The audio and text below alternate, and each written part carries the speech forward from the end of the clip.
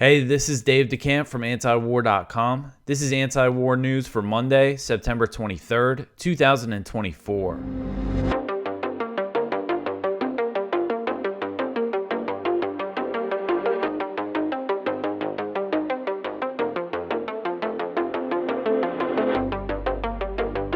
All right, the first story at the top of antiwar.com today. Netanyahu considers Gaza ethnic cleansing plan. So Israeli Prime Minister Benjamin Netanyahu is considering a plan that would result in the ethnic cleansing of Palestinian civilians from northern Gaza.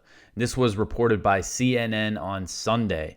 And this report, which cited the Israeli broadcaster Khan, said that during a closed-door meeting of the Knesset's Foreign Affairs and Defense Committee, Netanyahu said that the plan makes a lot of sense.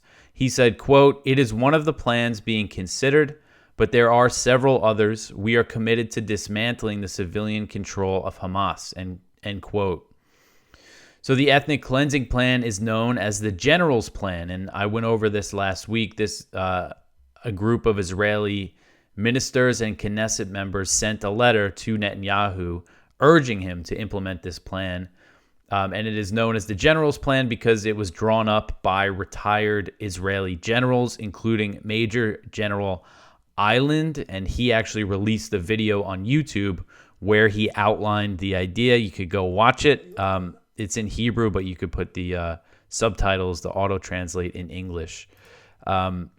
So the plan involves 4 steps. 1, transferring the civilian population in northern Gaza to the south of the Netzarim corridor, which is that strip of land that Israel controls, and it bulldozed basically all the buildings there and is building military bases. And that corridor separates northern Gaza, which includes Gaza City, from the rest of the Gaza Strip. So they would transfer the civilian population from there to the south, block all aid, and impose a full siege on northern Gaza, pronouncing it a closed military zone, which means anyone who's in there is going to get killed, is fair game to shoot and bomb. They would prevent the delivery of aid to the area until it is cleansed and the remaining Hamas fighters are defeated by applying intense military pressure. And then the plan calls for conducting a similar procedure in other areas of Gaza. Basically, they want to do this throughout Gaza, but they want to start with the north. And in the video, Eiland, the retired Israeli general who came up with this, was drawn up by a few retired generals. He said that the evacuation order for civilians would not be optional. He said, quote, "The right thing to do is to inform the approximately 300,000 residents who remained in the northern Gaza Strip, citizen residents, of the following. Not that we are suggesting you to leave the northern Gaza Strip. We are ordering you to leave the northern Gaza Strip. In a week, the entire territory of the northern Gaza Strip will become military territory. And this military territory, as far as we are concerned, no supplies will enter it. That is why 5,000 terrorists who are in this situation, they can either surrender or starve," end quote. So, as I said last week when I talked about this, it's estimated there's several hundred Palestinians in northern Gaza. We don't really know the exact number, but many of them are going to ignore any evacuation order from Israel for a few reasons. One, because there's nowhere really for them to go except for these tent camps. And Israel has repeatedly bombed the so-called safe zones. They've also killed Palestinians who have been, traveling the roads and things. So that means some would definitely stay behind, and then they would be either shot and killed or bombed and killed by the IDF or starved to death.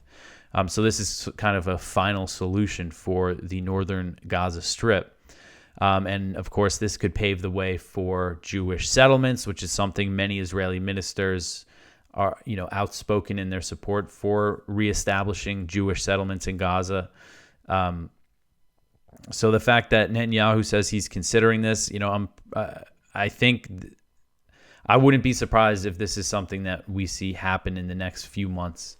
The transition period, Israel really times things around American elections, around, the political situation in the U.S. in general. So I could see Netanyahu ordering something like this at a time, during the lame duck period or something, when Biden can't really do much to fundamentally change the policy toward Israel. Because we know if the U.S. cut all aid to Israel, they would have to stop doing what they're doing in Gaza. But let's say, not that Biden would do that. I'm just kind of speaking hypothetically here. Let's say Israel decided to go through with this, and there was an American president who was a lame duck and only had a few months, and say he decided to cut off all aid to Israel. The next president, could come in and easily reverse that. But again, not that Biden would do that. But I mean, I think there's a lot of reasons for Netanyahu to announce this, say in January 2025, especially if Trump is coming in. All right, so the next one here, Israel kills 40 more Palestinians in Gaza over 24 hours. So Gaza's health ministry said Sunday that Israel's assault on the enclave killed 40 more Palestinians and injured 58 in the previous 24-hour period, bringing its death toll since October 7th to 41,431 and the number of wounded to 95,818. The ministry wrote on Telegram, quote, "The Israeli occupation committed 3 massacres against families in the Gaza Strip, resulting in 40 martyrs and 58 injuries arriving at hospitals during the past 24 hours. There are still a number of victims under the rubble and on the streets, and ambulance and civil defense crews cannot reach them," end quote. So the ministry's figures are considered an undercount. They don't account for the thousands who are missing and presumed dead under the rubble, or the other types of indirect deaths caused by the Israeli siege. So Israeli strikes on Sunday included an attack on a school turned shelter for displaced Palestinians in the Al-Shati refugee camp west of Gaza City, which killed at least 7 people.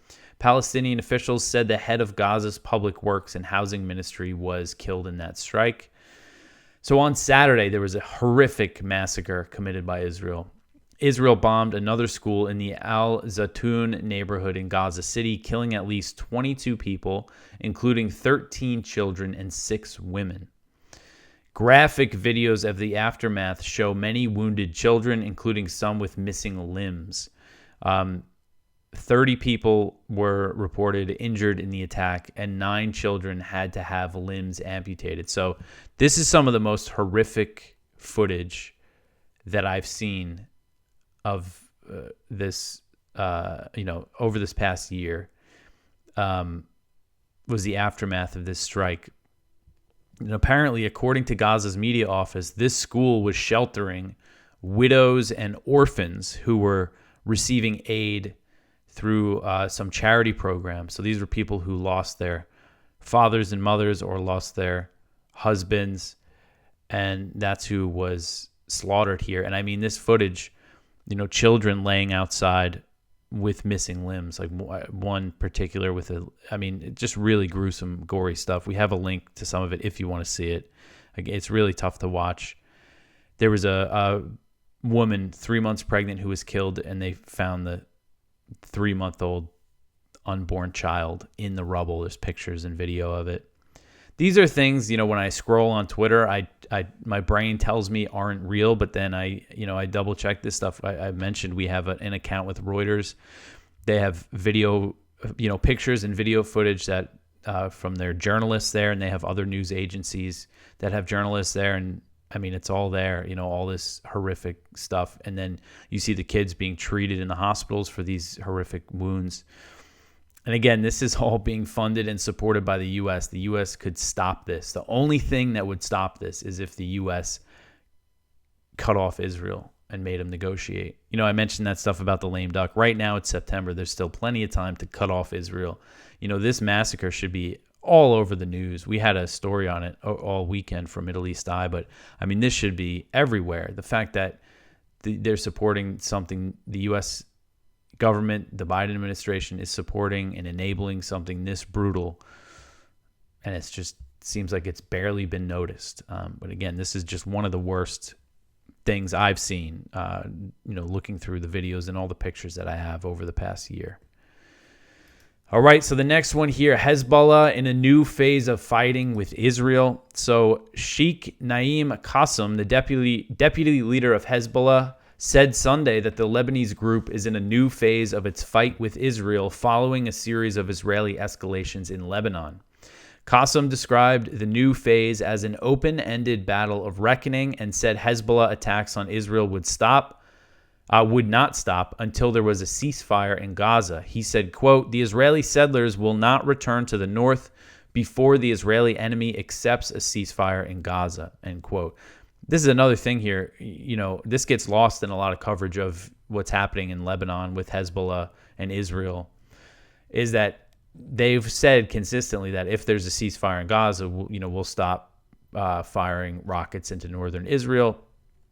So it goes to show the ceasefire in Gaza would really calm everything down. Qassem made the comments at a funeral for Ibrahim Akil, a senior Hezbollah commander who was killed in an Israeli airstrike on a southern suburb of Beirut. Lebanon's health ministry said Sunday that the death toll in the Friday strike rose to 45, which includes 3 children and 7 women. And I mean, they obliterated, I believe, 2 buildings in Beirut. You see the aftermath of this strike.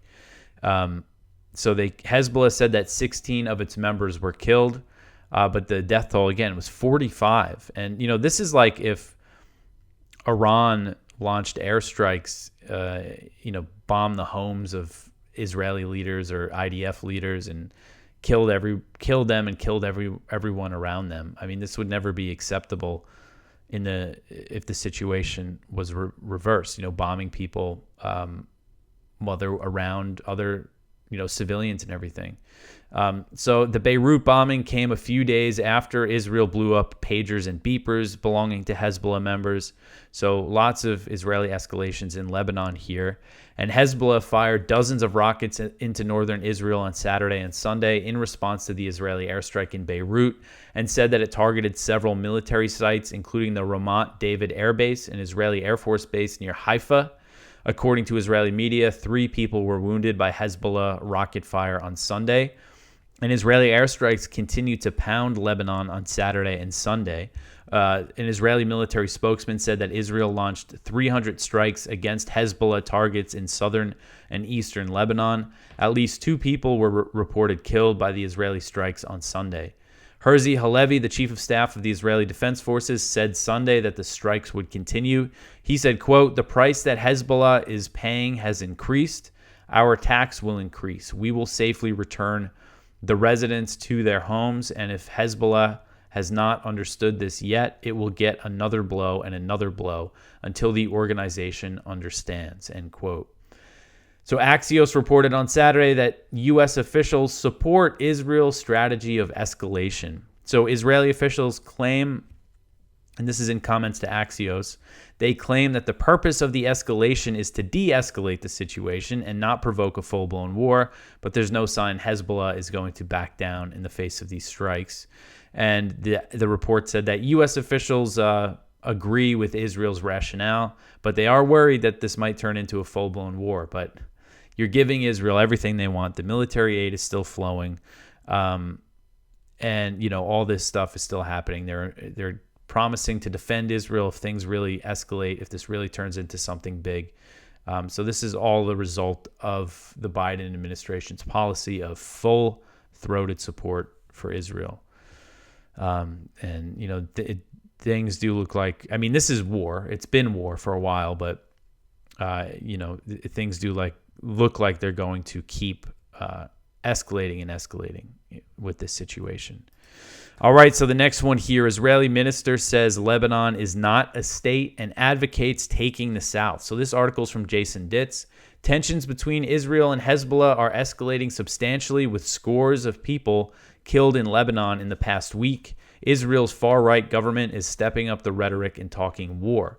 Diaspora Minister Amichai Chikli is the latest voicing pro-war rhetoric, declaring overnight in comments on X that Lebanon does not, in his opinion, fit the definition of a state, and that this gives Israel every right to invade and seize southern Lebanon.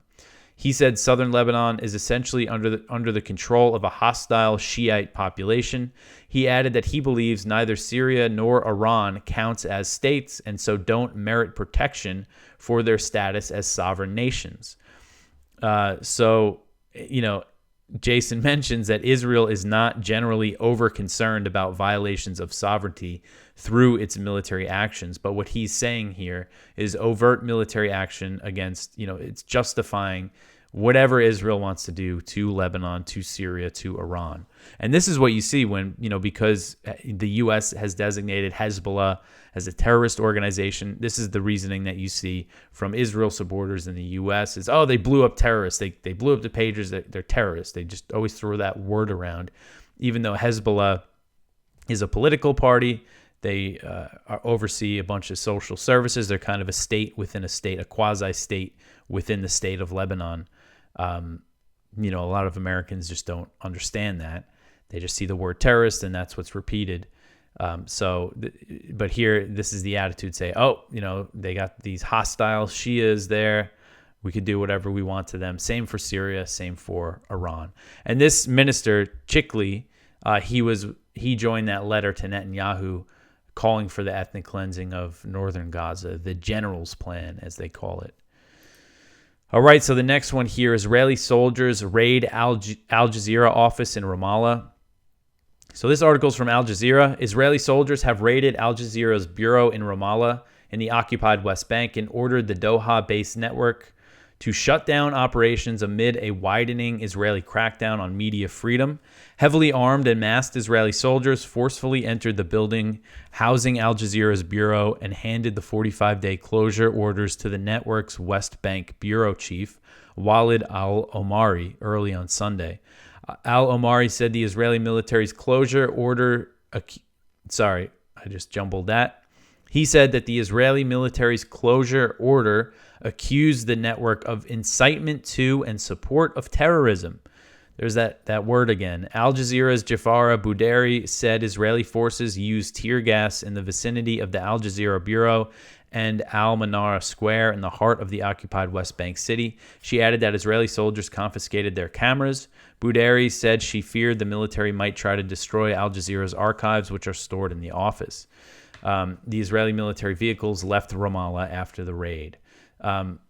So now this comes after them shutting them down in the West Bank, comes after the Israeli Knesset passed a bill and it became law to ban Al Jazeera inside Israel.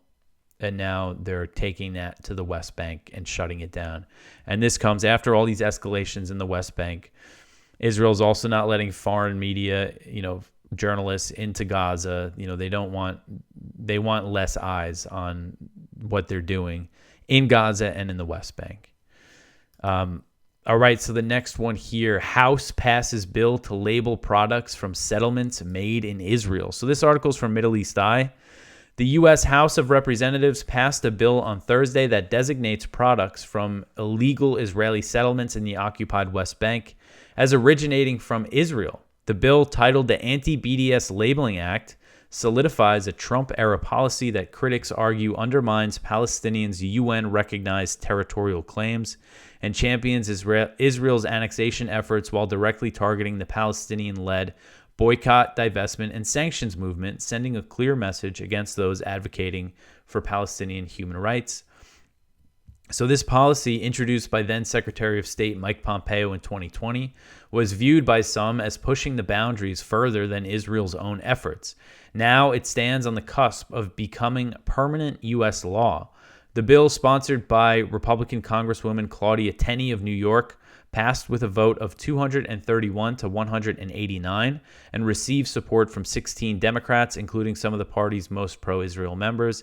It mandates that products from the occupied West Bank and Gaza no longer be labeled together, but separately, effectively erasing the recognition of their unified identity.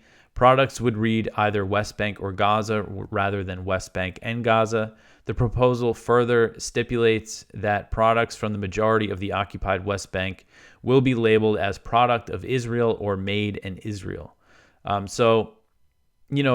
This is just the House showing support for Israel's, Israel taking over the West Bank for them, for the settlements, for the settlement expansion, and what is the ethnic cleansing of Palestinians. That's ultimately what the Israelis want. And this might just seem symbolic, which it is, but it's showing strong support for all this violence that's happening in the West Bank. They just killed a young American woman, just shot in the head by an Israeli sniper. What does the U.S. House of Representatives do?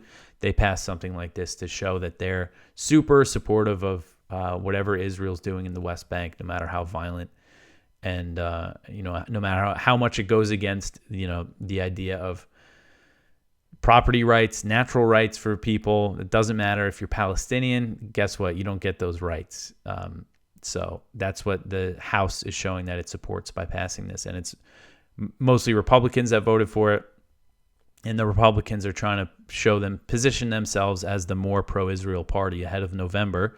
That's what Trump's doing. He gave this speech at some Israel event the other day. I'm going to write a story on it tomorrow. I want to watch the whole speech. And he said some really incredible things there. He said that Sheldon and Miriam Adelson were his most frequent guests at the White House, and that they would show up and ask for something for Israel. And it's just amazing for a former president to say that my biggest donors would always come by and ask me to do things on behalf of a foreign nation, and I would do it. And he said, I gave him the Golan Heights. It's just like he's just running as pro-Israel as possible. He said that this election is going to be the most important day in Israel's history. I kind of gave away what I'm going to cover about that speech, but again, I want to watch the whole thing to see what else he says. All right, so the next one here, the U.S. will send Taiwan $567 million in military aid. So Defense News reported on Friday that the Biden administration is preparing to provide Taiwan with $567 million in military aid as the U.S. continues to ignore China's red lines related to the island. The weapons package is in the final stages and will be provided through the Presidential Drawdown Authority, which allows the U.S. to ship weapons to other countries directly from U.S. military stockpiles. The military aid will be the largest PDA package that the U.S. has provided Taiwan. So the U.S. started giving Taiwan military aid last year for the first time since it severed relations with Taiwan in 1979, and that was part of the U.S. normalization agreement with China to end official relations with Taiwan. Since then, the U.S. has sold weapons to Taiwan, but last year they provided the first military aid through this Presidential Drawdown Authority. So the Defense News report says that the new package has been approved by the Pentagon and is awaiting President Biden's signature. He's expected to sign it before the 2024 fiscal year ends on September 30th. So this could happen soon. And Congress has authorized the provision of $1 billion in military aid for Taiwan through this Presidential Drawdown Authority each year. That's included in the NDAA now. But as far as I understand it, it didn't include money to replenish the stockpiles of the weapons that the U.S. will send. So that foreign military aid bill that President Biden signed into law in April did include $1.9 billion that could be used to replenish American stockpiles that are sent to Taiwan. And this new form of U.S. support for Taiwan has infuriated Chinese officials who frequently warn the U.S. that the issue is the first red line in U.S.-China relations that must not be crossed. When President Biden signed the foreign military aid bill in April, China warned that new military aid for Taiwan will make a conflict more likely. The Chinese are being very clear how they view Taiwan, what they think this military aid is going to lead to. The U.S. is ignoring it. They do all these talks with China, but they're just not getting anywhere because, well, the attitude is not even that they're trying to resolve anything. It's just that they're trying to manage their relationship, and they're not going to listen. I mean, the U.S., it's the first thing that they say in all the readouts and all the meetings and all the press conferences when China is talking about the issues between the U.S. and China. They say, Taiwan is the first red line that must not be crossed. Well, the U.S. continues to cross it. All right, so the next story here, another China-related story. The U.S. to keep controversial missile system in the Philippines. So The U.S. has no plans to remove the controversial Typhoon missile system from the Philippines. This was reported by Reuters last week, and this is something that is really going to ratchet up tensions with China. So the U.S. deployed the Typhoon system to the Philippines in April, and Philippine officials previously said that it would likely be removed in September. But now officials are saying there are no immediate plans to withdraw the system, and the U.S. and Philippine militaries are testing the feasibility of using it in a regional war. The Typhoon missile launcher is a ground-based system that can fire nuclear-capable Tomahawk missiles, which have a range of more than 1,000 miles.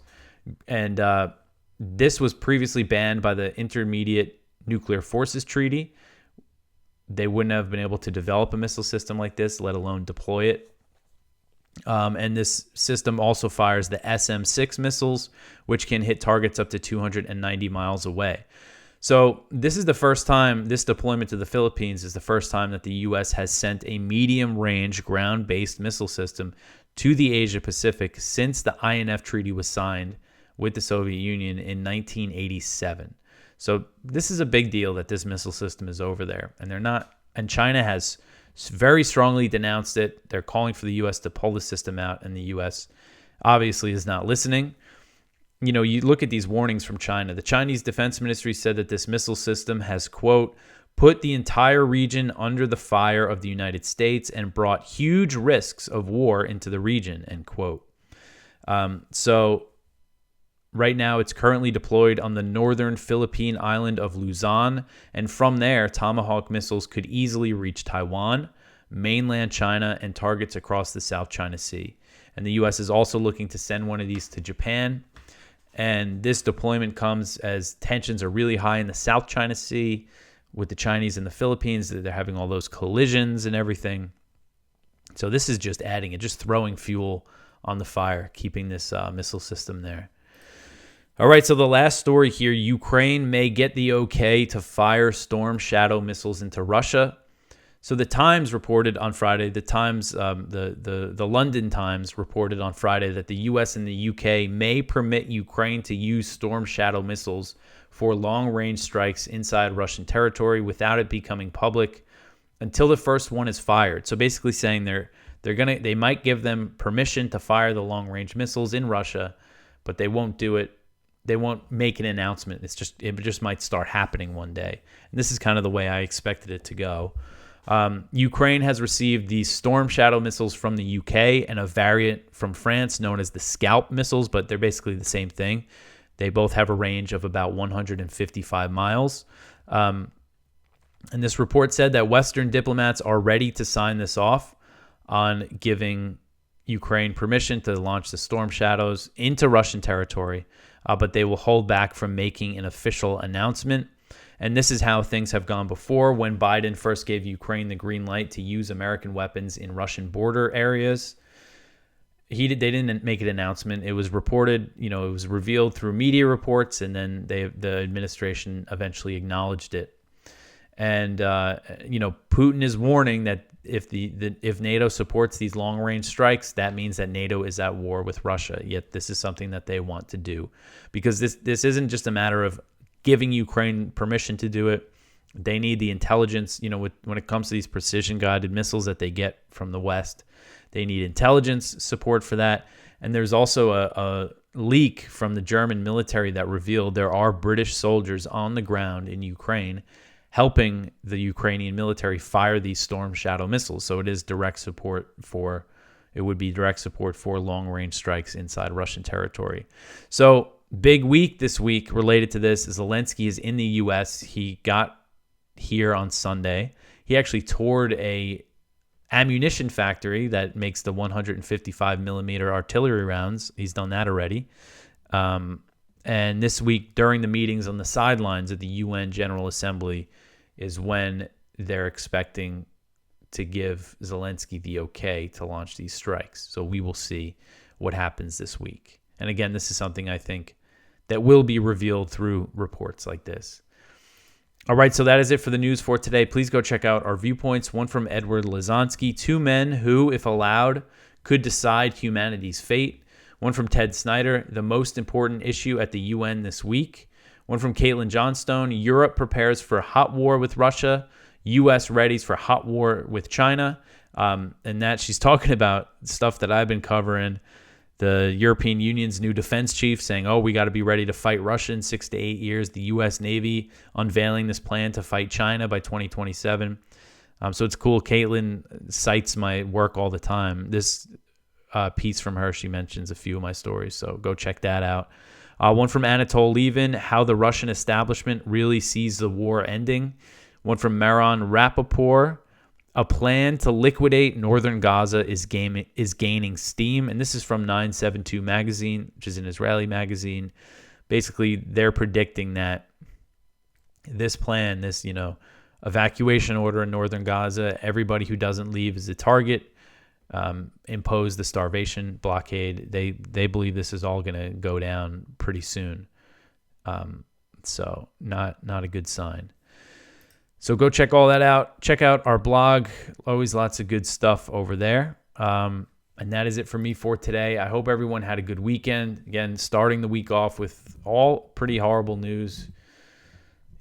I apologize for that. Sometimes, of course, I wish the news would be better, but, it is what it is right now. Anyway, I don't want to end on too negative of a note. We have new ads on our website at antiwar.com for Defend the Guard, for volunteering with Defend the Guard, which I am happy about. And I always put the link in the description to phone bank for Defend the Guard, because I think that is if you want to do some anti-war activism, I think it's a very effective thing that could take the power away from the federal government to deploy a state's National Guard to these combat zones like in Syria, Iraq, Somalia. So if we want to, try to make a difference, I think that's a very good way to spend your time. Again, the link is in the description. Anyway, share this show, tell your friends, like, comment, and subscribe. I will be back tomorrow with some more news. Thanks for listening.